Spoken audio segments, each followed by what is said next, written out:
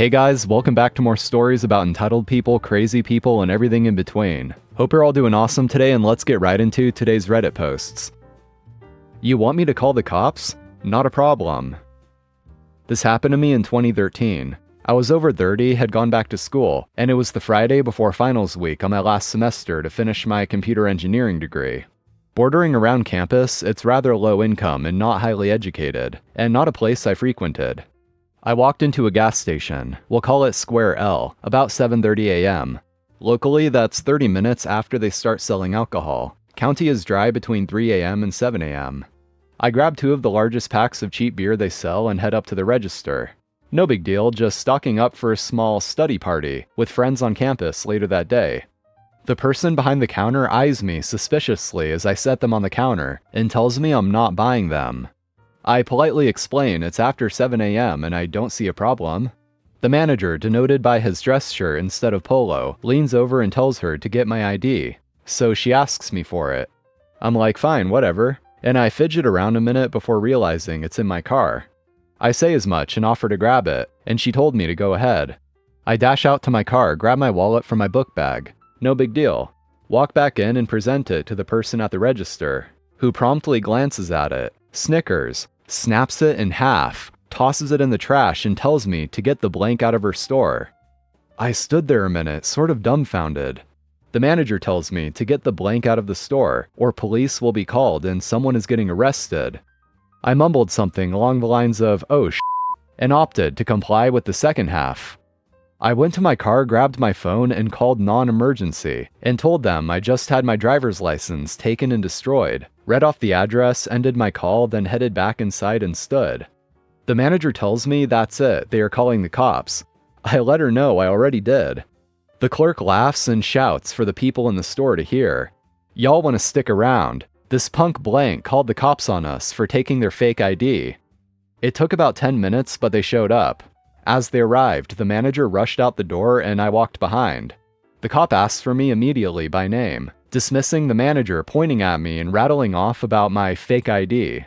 I told him what happened, and I was told to leave or cops would be called and someone were to be arrested. He then takes the statement from the manager, then the clerk, then requests the ID be retrieved from the trash. He looks it over and hands the 2 pieces back to me.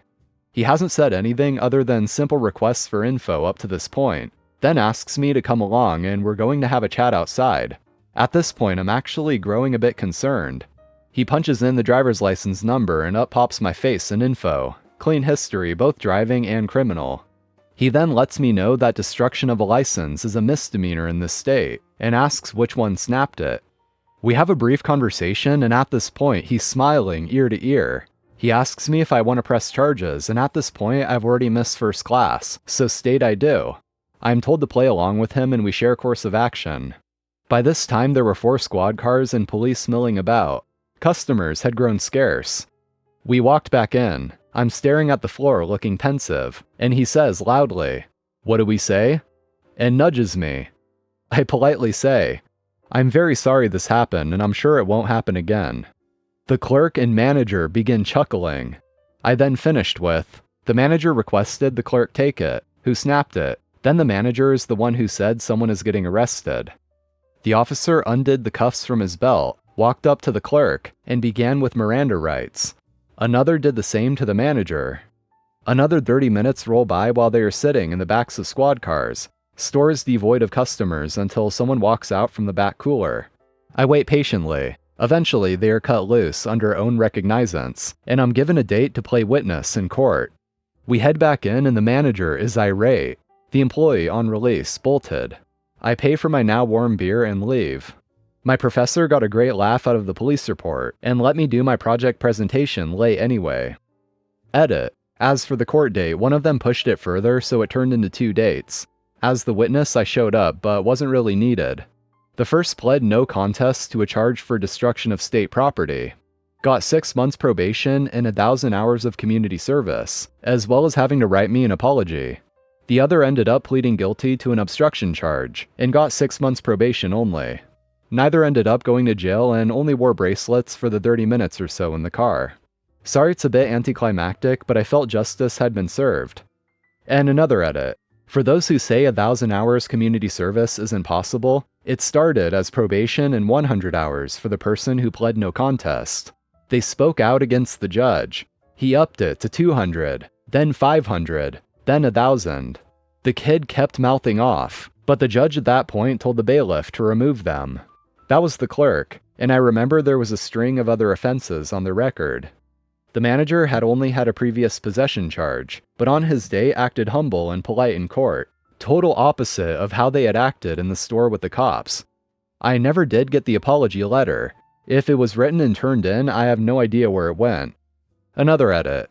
For perspective on how this county does things, I myself received 200 hours and 6 months probation for getting caught stealing a pack of cigarettes when I was 19. We were all young and dumb once, and they didn't used to hide behind the registers everywhere. Which I served in about 50 hours picking up trash. Then the guy signed off on the whole time. So I doubt they'd have to actually serve the whole thing.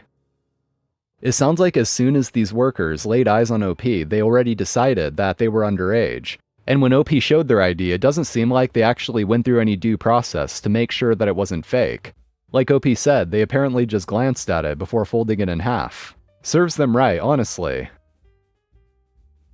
Entitled person wanted my truck and called the cops saying I stole it. This happened a few years ago. I moved northwest from the Bible Belt of the South 3 years ago, and my truck is an '01 GMC Southern Comfort. This truck originally belonged to my father, but when he passed, he left it to me. I, a 27-year-old female, had to fix many issues with it, from lifter tick, front rack leaking, exhaust fell off, and even the broken fuel pump. I fixed it up the way he wanted and took a nice road trip getting it up here. I moved to an area with an influx of individuals from California, and the Karen is one of the few that are nuts. She complained to the front desk of the apartment complex for anything and everything. She once yelled at random people in the parking lot because she wanted an eco-friendly environment and demanded we all sell our gas vehicles for Teslas. When we said we can't afford them, she screamed at more people about how she could afford hers.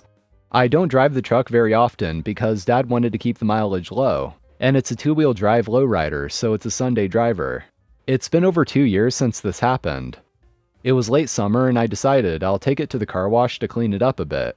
Now this truck is loud but not obnoxious. Everyone who has owned a V8 knows a cold start in the morning can be loud, and the Flowmaster Outlaw under it doesn't help. She came out banshee screaming at me that I need to tone it down. People are sleeping. 9 a.m.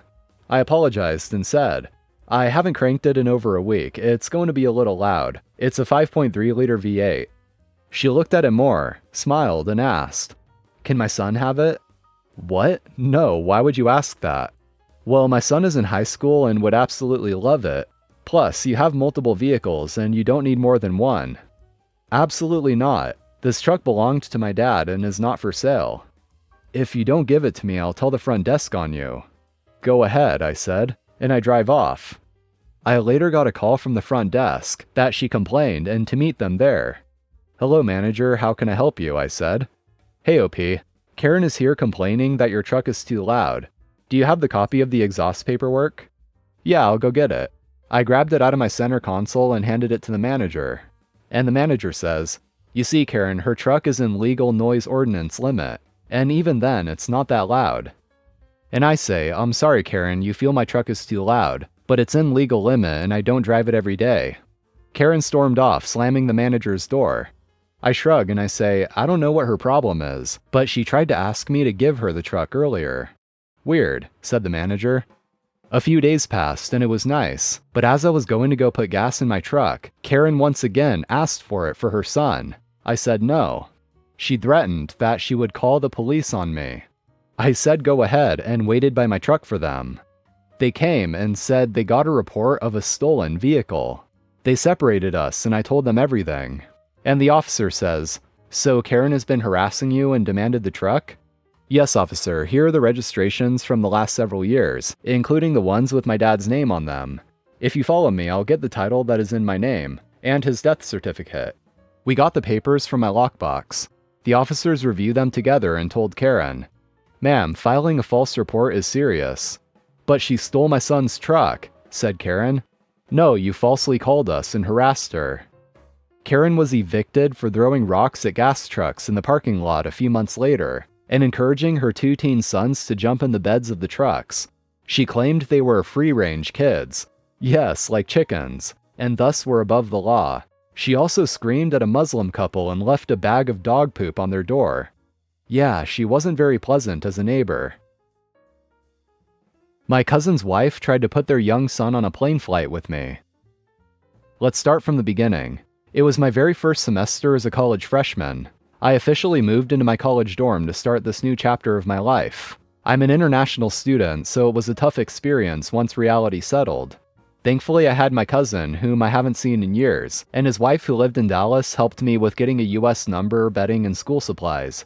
Fast forward to Thanksgiving break. I accepted my cousin's offer to go to Dallas for the break, since it was better than staying in the dorms. I met his 2 kids, a son and a daughter. We catch up with each other, seeing how our lives went up to that point. The break ended and I went back to college to study for finals. Then it happened. My cousin's wife asked for a favor via text. The favor? Take their 8-year-old son home back to the Caribbean with me because his godmother wanted to see him.